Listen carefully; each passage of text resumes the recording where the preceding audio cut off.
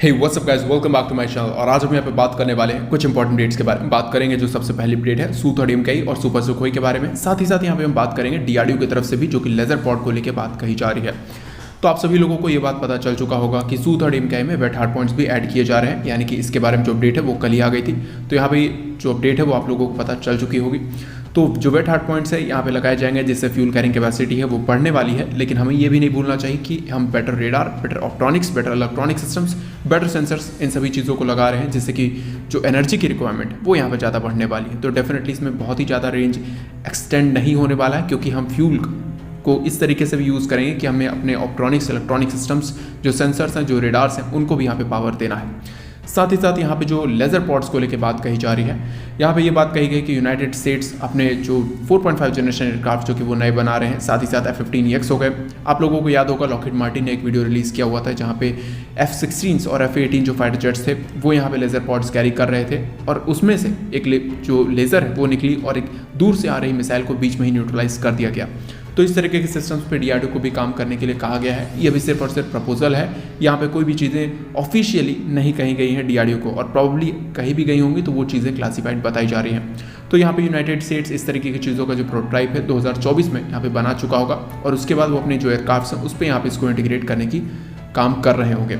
तो यहाँ पे इंडिया की तरफ से जो चीज़ें निकल के आई हैं कि इंडिया के पास भी ऐसे सिस्टम्स हैं, पर वो काफ़ी बड़े हैं, उन्हें ट्रक में ही यूज़ किया जाता है या फिर वो किसी स्टैंड्स पे यूज़ किए जा सकते हैं। वो इतने छोटे नहीं है कि उसको एयरक्राफ्ट्स में लगाया जा सकता है।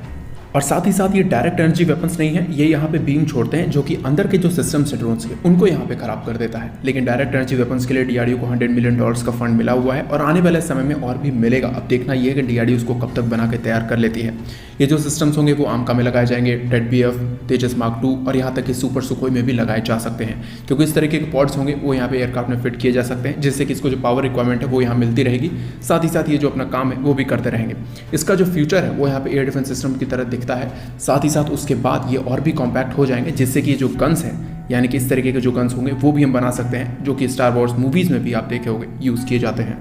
अब बात कर लेते हैं यहाँ पे जो नेक्स्ट अपडेट है वो यहाँ पे इंडियन नेवी की तरफ से आ रही है। तो आप सभी लोगों को ये पता चल चुका होगा, ये अपडेट्स कल ही आ गई थी कि यहाँ पे इंडियन नेवी जो है वो यहाँ पे सबमरीन में, यानी कि जो 1999 में अप्रूव किया हुआ जो CCS प्रोग्राम था, जहाँ पे 24 डीजल इलेक्ट्रिक सबमरीन्स बनानी थी, उसमें यहाँ पे चेंजेस कराना चाहती है। और यहाँ पे उनमें से जो 6 सबमरीन्स है उसको यहाँ पे न्यूक्लियर पावर सबमरीन्स बनाना चाहती हैं, क्योंकि न्यूक्लियर पावर सबमरीन जो होंगी उन्हें सिर्फ और सिर्फ अपने जो ट्रूप्स हैं, यानी कि जो क्रू हैं, उसको चेंज करने के लिए और फूड सप्लाईज के लिए ऊपर आना पड़ता है। बाकी के टाइम वो पानी के अंदर ही रह सकती हैं, जिससे कि जो डेटरेंस है वो यहाँ पे बना रहता है।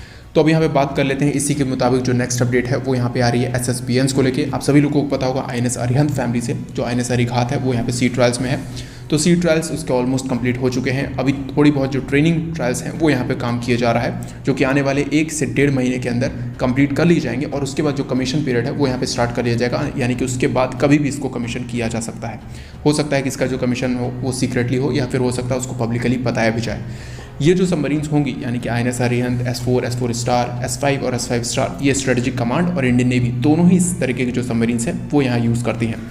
तो ये जो सबमरीन्स होंगी S4, S4 स्टार, S5 और S5 स्टार, ये जो सबमरीन्स होंगी ये चाइनीज सेंट्रिक सबमरीन्स होने वाली हैं, यानी कि पॉसिबल है इसमें से कुछ सबमरीन जो है वो साउथ चाइना सी में भी मौजूद रहने वाली हैं, क्योंकि इस तरीके की जो डिस्प्लेसमेंट होगी, यानी कि ये जो सबमरीन्स की जो डिस्प्लेसमेंट है उसमें आप बड़ी मिसाइल्स को कैरी कर सकते हो, जो कि लॉन्गर रेंज तक मार करने में सक्षम होने वाली हैं। यानी कि K सीरीज़ के जो मिसाइल्स होंगी, जो कि 5000 से लेकर 8000 किलोमीटर तक मार करने में सक्षम होंगी, उसको आप चाइनीज सेंट्रिक ही लगाने वाले हो। और बाकी के जो सबमरीन्स हैं, यानी कि INS अरिहंत जो है वो यहाँ पे ट्रेनिंग के लिए ही काम में लिया जाएगा, जब बाकी के जो सबमरीन्स आ जाएंगे। उसके बाद यहाँ पे जो INS अरिघात है, और उसके अलावा हो सकता है कि S4 भी जो है वो यहाँ पे पाकिस्तान सेंट्रिक होने वाला है, क्योंकि इसमें आप बड़े मिसाइल्स को तो लगा सकते हो, लेकिन उतने भी लॉन्ग रेंज के मिसाइल्स की इसमें आवश्यकता नहीं होगी, क्योंकि यहाँ पे 1000 से लेकर 3000 या फिर 4000 किलोमीटर तक के जो मिसाइल्स हैं, अगर उसको भी आप इंटीग्रेट कर सकते हो तो पूरे इंडियन ओशन से, या फिर आप कह सकते हो अरेबियन सी से, आप कहीं से भी पाकिस्तान पर मिसाइल फायर कर सकते हो। और इस तरीके के जो SSBNs होंगे वो स्ट्रेटेजिक कमांड के तहत इसलिए आते हैं कि कभी भी आपके कंट्री पर कहीं पर भी